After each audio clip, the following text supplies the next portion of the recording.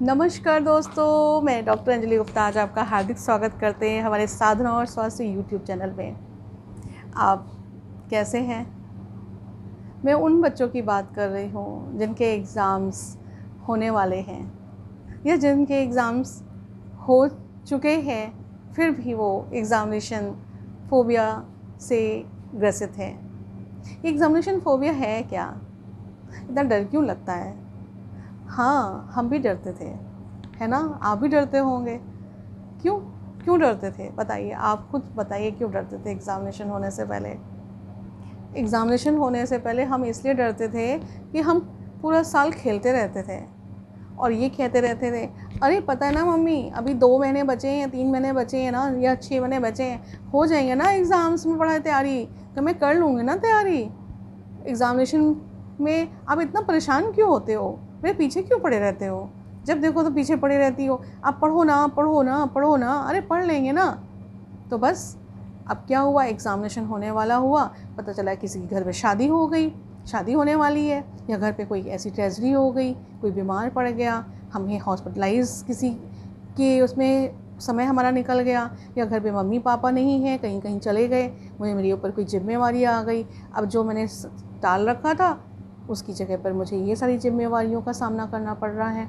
अब अंदर से घबराहट होनी शुरू हो गई, अरे मैंने तो पढ़ाई की नहीं थी और ये सारी सिचुएशन आ गई, अब क्या होगा, मैं एग्ज़ाम तो कैसे दूंगी, या दूंगी तो फिर मैं फ़ेल हो जाऊंगी, पास नहीं हो पाऊंगी। अगर पास हो गई तो रिज़ल्ट अच्छा नहीं आएगा जैसा पिछली बार आया था, तो लोग मेरे ऊपर हंसेंगे, मेरी मजाक बनाएंगे, फिर मैं कैसे दूसरों के सामने मुँह दिखाऊँगी। तो इससे अच्छा एग्ज़ाम ही नहीं देती, एग्ज़ाम को स्किप कर देते हैं। ऐसे दिमाग में ख्याल आने शुरू हो जाते हैं। तो एक तो ये हो गया। अब दूसरे प्रकार के बच्चे क्या करते हैं? दूसरे प्रकार के बच्चे रिवाइज़ करने पर पॉइंटर बना बना कर नहीं नोट करते, पॉइंटर्स बना बना करके लिख लिख करके तैयारी नहीं करते। अब जब एग्ज़ामिनेशन आने वाला होता है तो इतनी बड़ी बड़ी बुक्स दिखाई देती हैं और बीच में टाइम 1 दिन या 2 दिन का होता है। अब बुक्स आपकी 500 पेजेस की है, 600 पेजेस की है, एक नई बुक है, 2-2 3-3 बुक्स हैं, और 2 दिन केवल आपका रिवीजन आपको करना है। उस बुक्स को कैसे आप रिवाइज़ कर पाएंगे? और जब तक आप रिवाइज़ नहीं कर पाएंगे तो आंसर्स आपके दिमाग में आपके कहते हैं यूँ यूँ करके ऐसे आपके सामने आते नहीं हैं।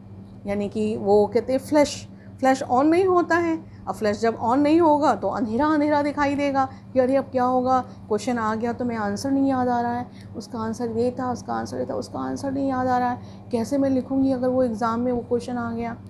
तो वो कन्फ्यूज़न हो जाता है। अब एग्ज़ाम में क्वेश्चन आ गया तो उसका आंसर वहाँ पर, उसका आंसर वहाँ पर, और हम क्या करते हैं, आंसर उसका दूसरे में लिख आते हैं, दूसरा का दूसरे में लिख जाते हैं। जब हॉल से निकलते हैं तो लगता है अरे ये तो हमने रिज़ल्ट में आंसर कुछ और लिख दिया, कुछ और लिख दिया। कन्फ्यूज़ होकर के एग्ज़ाम देकर चले जाते हैं, और फिर उसके बाद एक लर्न एक्सपीरियंस बन जाता है, और लर्न एक्सपीरियंस पे हम डरने लगते हैं एग्ज़ाम से, क्योंकि जब भी हम एग्ज़ाम देने जाते हैं आंसर देने में कन्फ्यूज़ हो जाते हैं, और वो कन्फ्यूज़न होने पर मार्क्स कम आते हैं और रिज़ल्ट हमारा अच्छा नहीं आता। और इसकी वजह से एक लर्निंग एक्सपीरियंस हमारा ये होता है कि मेरे को एग्ज़ामिनेशन देने में डर लगना शुरू हो जाता है।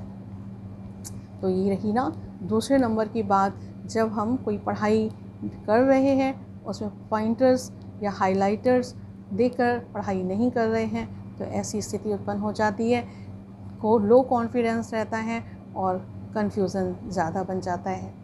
तीसरे प्रकार के बच्चे वो होते हैं जो पेरेंट्स बार बार उनके साथ अपनी एक्सपेक्टेशंस इम्पोज करते रहते हैं, और वो इम्पोज ये करते हैं, देखो लास्ट टाइम तो तुमने 78% किया था, अब तुम आराम से 99% ला सकते हो। 99 तो 94 तो 95 तो ला ही सकते हो ना। क्यों 95 अगर लाओगे तभी तो तुम्हारा जो है तुम्हारे कज़न के बराबरी हो पाएगी, और मेरे नहीं आ पाए थे, मैं 94-95% भी आकर टिक गया था, और तुम तो मेरे अच्छे, और मैंने तो तुम्हारी सारी परवरिश बहुत अच्छे से की है, सारे तुम्हारे ट्यूशन्स लगाए हैं, तुम्हें एक से एक अच्छी अच्छी बुक्स अवेलेबल कराई हैं, अच्छी अच्छी लाइब्रेरीज तुमने अटेंड की हैं, तुम तो लेकर आओगे ही आओगे। तो पेरेंट्स की एक्सपेक्टेशंस हमारे बैक टू द माइंड चलती रहती हैं और हम अपने आप को काम डाउन नहीं कर पाते। तो ये तीसरे प्रकार के बच्चों में एक अगर हम एडिशन और कर देते हैं कि एक होता है कि बार बार मैंने तुम्हारे पर इतना पैसा खर्च किया, तुम्हारे पर इतना हमने अपने सेक्रीफाइसेस किए, मैंने अपनी रातें इतनी ख़राब की, अपनी शौक़ अपने इतने नहीं किए जितने तुम्हारी पढ़ाई पर किए। तो उसकी जो बैक टू द माइंड चलती है दिमाग में कि मैं क्या अगर पेरेंट्स के अपेक्षाओं को फुलफ़िल नहीं कर पाया, मीट नहीं कर पाया, तो फिर क्या होगा मेरे पेरेंट्स मुझे जीने देंगे या नहीं जीने देंगे, या खुद को दोषी ठहराएंगे, और ऐसी स्थिति में हम क्या करेंगे।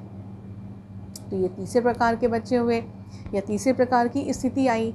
और चौथी प्रकार की स्थिति ये है कि एक नर्वसनेस नेचर रहने वाले बच्चे, जो अपने आप में ही नर्वस हैं, अपने आप में ही एंग्शियस हैं। हर एक इंसान अलग अलग अपनी अपनी टेम्परामेंट का करेक्टरिस्टिक्स का होता है। कोई बहुत कॉन्फिडेंट होता है, कोई एडवेंचरस होता है, कोई इनकरेजियस होता है, कोई करेजियस होता है, कोई इंट्रोवर्ट होता है, कोई एक्सट्रोवर्ट होता है, कोई टाइप ए होता है, कोई टाइप बी होता है। इसी प्रकार से कुछ नर्वस नेचर वाले बच्चे होते हैं। तो नर्वस नेचर वाले बच्चे अपने आप में ही छोटे से कार्य करने से पहले अपने आप ही घबरा जाते हैं, और घबरा जब जाते हैं तो उनकी सेल्फ़ इमेज भी कम हो जाती है, डिप्लीट हो जाती है उनकी एनर्जी, और जिसकी वजह से वो एग्ज़ाम देने से पहले से ही उनको फ़ील होने लगता है कि मैं कैसे दे पाऊँगा, मैं रिज़ल्ट सही हो पाएगा, या मार्क्स मेरे अच्छे हो पाएंगे, या मैं क्वेश्चन का आंसर लिख पाऊँगा, या जो मैंने तैयारी की है वही एग्ज़ाम में पेपर आएगा, या कोई दूसरा क्वेश्चन अगर आ गया, या कोई ट्विस्ट करके कोई क्वेश्चन आ गया तो मैं क्या करूँगा। कभी डायरेक्ट क्वेश्चन आ करके नॉन डायरेक्टिव तरीके से क्वेश्चन पूछ लिया गया तो मैं क्या करूँगा। तो ऐसी स्थिति वाले बच्चे भी जो होते हैं, वो उनके साथ साथ भी एग्ज़ामिनेशन फ़ोबिया की बात आ जाती है। आखिर ये एग्ज़ामिनेशन फ़ोबिया ये कैसे पता चलता है कि हमको एग्ज़ामिनेशन फ़ोबिया है। तो आप कुछ हमारे एग्ज़ाम्पल से आप समझ ही गए होंगे। Examination phobia means butterfly in the stomach, ऐसे ऐसे गुड़ गुड़ गुड़ गुड़ करके पेट को हिला देती है ना, हिलाती है ना। सिर में भारीपन, सिर दर्द होना, घबराहट होना, बेचैनी होना, रेस्टलेसनेस फीलिंग होना, और अनईज़ी फील होना, काम डाउन नहीं रहना, रिलैक्स नहीं रहना।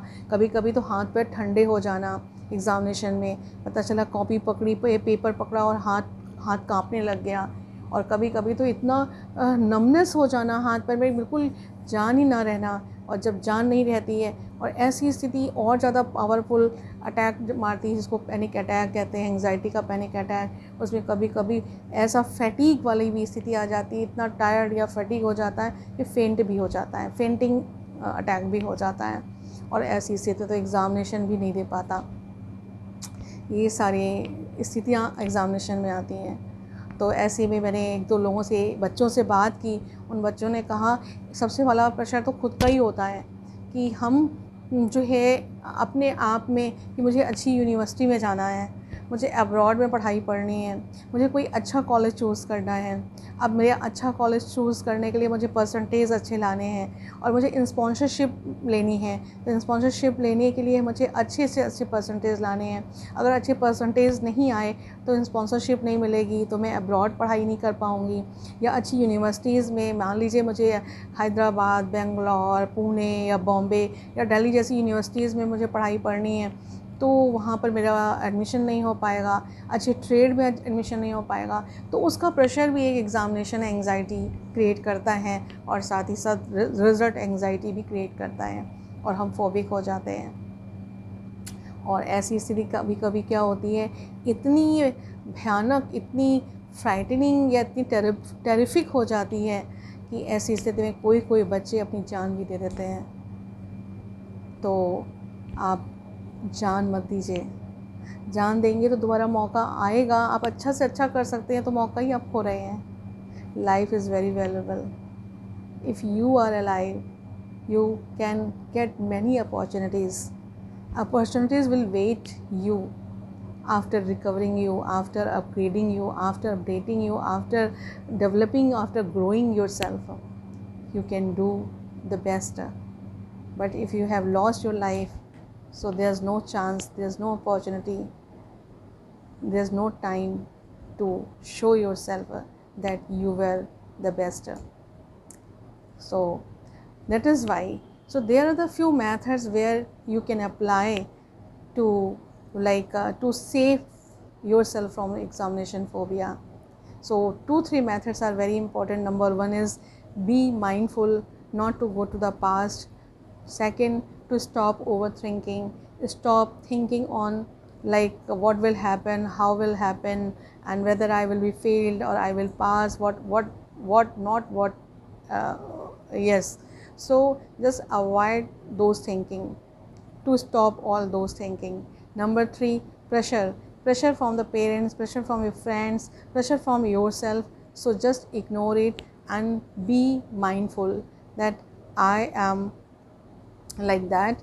What I am, I have to do according to my own capability, my own ability.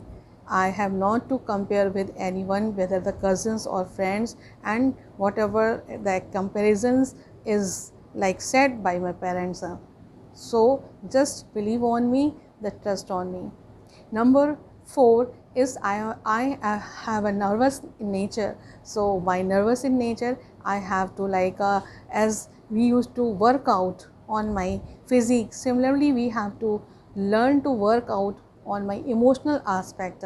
So this is the emotional weakness. So strengthening the emotional strength, that is the nervousness. So nervousness by talking by self, talking yourself, giving the positive affirmative statements that I can do, I have to remove, I know that I have a nervous nature, but I can overcome very soon, I am going to overcome very soon. So whatever the weaknesses which is interfering my updating or my upgrading, so I have to work on my weaknesses. What is my weaknesses, what, how much I am giving time to my study, and the regular study periods, regular time giving for the study. So these are the few like general like tips where you can apply and you can save from your examination phobia. But on the top of it, still you feel that you are not able to cope with the like examination phobia, then there is a doctor, psychologist, a clinical psychologist, or the mental health specialist. You can approach to the mental health specialist, and they can teach you practically to remain relaxed and to desensitize you from examination phobia with the ERP. And also there is a technique of mindfulness and confidence building, so that you can face and fight with examination phobia. Alright, कैसा लगा? अच्छा लगा मेरी बातों को सुनकर? If really if you like my talk, please give me comment and appreciate something, right? And then share and subscribe my YouTube channel, and ज़्यादा से ज़्यादा लोगों को आप शेयर करते रहें। इसी के साथ मैं आऊँगी कुछ और टिप्स लेकर, इसी से जुड़े हुए, रिज़ल्ट से जुड़े हुए। हम आप से कुछ दिनों में मिलते हैं। तब तक के लिए शब्बा खैर, good night, bye bye, take care.